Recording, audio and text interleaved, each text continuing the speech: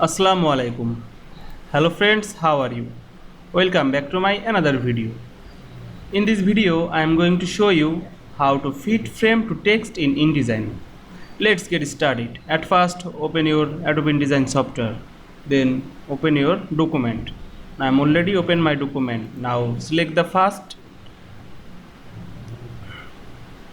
text and go to the object menu and click the fitting and go to the fit frame to content. Now select the another text. Now this text fit frame. Now press Ctrl Alt or C on your keyboard. Now again